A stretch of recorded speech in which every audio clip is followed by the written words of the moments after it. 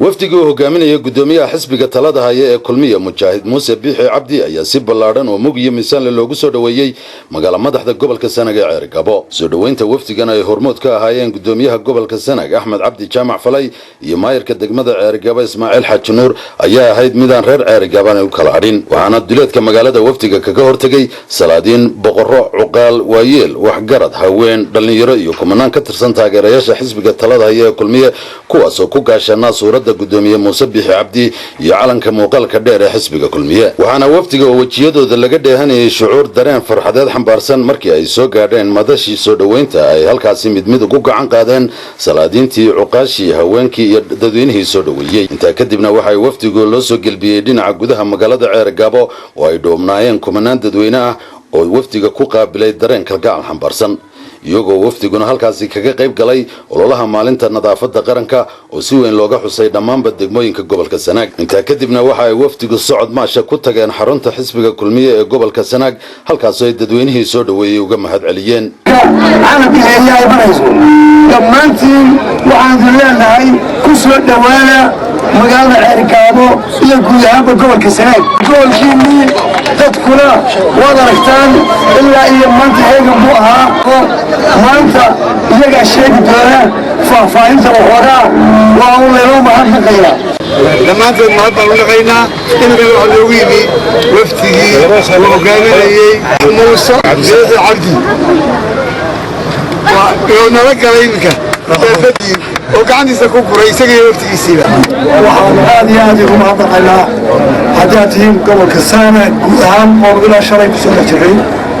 waxaan si gaar ah ugu mahadnaqaynaa dadweynaha reer Sanaag ee reer Ceergabo ee aanu kala hadhin cirool iyo carruur, rag iyo dumar, culimo ilaa xalay ilaa shalay soo dhaweynta iyada ku soo jeeday ee hawsha badan ka gaadhay. waxaan aad iyo aad ugu mahadnaqaynaa idinka iyo madaxda gobolkaba oo gudoomiyaha gobolka iyo maayirkuba koob ka yihiin sidaa noo soo dhaweyseen guud ahaan Sanaag oo dhan. waxaana taariikhda birta dhiga doonaa maanta mahadnaqa iyo salaadaas ma u saaxiibay aad oo mahadsantihiin. magaalada abaabulka iyo diyaarinta ololaha nadaafadda iyo gudoomiyaha gobolkaba muwaadiniinta reer Ceergabo, reer gobolka Sanaag iyo kuwa reer Somalilandana inta badan u sheegaya waxa weeye waxba inaguma qaadato haddii qof waliba 4 majarafadood maalinta. waxaa iyaguna dhinacooda madashii qaabilaadda soo dhaweynta hadallo soo dhaweyna ka jeediyey salaadiinta, cuqaasha iyo haldoorka gobolka Sanaag. gudoomiye ku soo dhawow wadaxaagii wax badan oo qaldanna waxa weeye halka kama jiraan. ku soo dhawow madaxweynaha jamhuuriyadda Soomaaliya waa mahadnaqaynaa.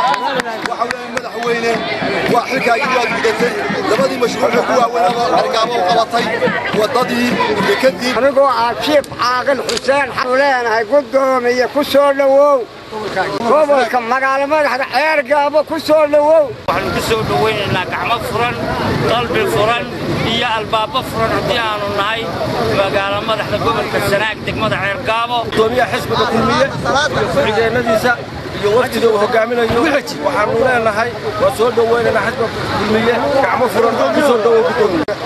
aniga oo Axmed Xasan Maxamed soo dhawow si diiran baanu soo dhaweynay dadweyne nagala qayb galayna noolaada baanu iyo noolaada gudoomiyaha xisbiga xaakimka kulmiye waxaanu leenahay ku soo dhawow isaga iyo wafdiga uu watay la socdo. soo dhaweynta ballaaran ee mas'uuliyiinta xisbiga kulmiye ay kala kulmeen magaalada madaxda gobolka Sanaag ee Ceergabo ayaa waxay muujinaysaa taageerada iyo abaalka shacbiga gobolka Sanaag kaga jawaab celinayaan waxqabadka xukuumadda talada haysa ee kulmiye.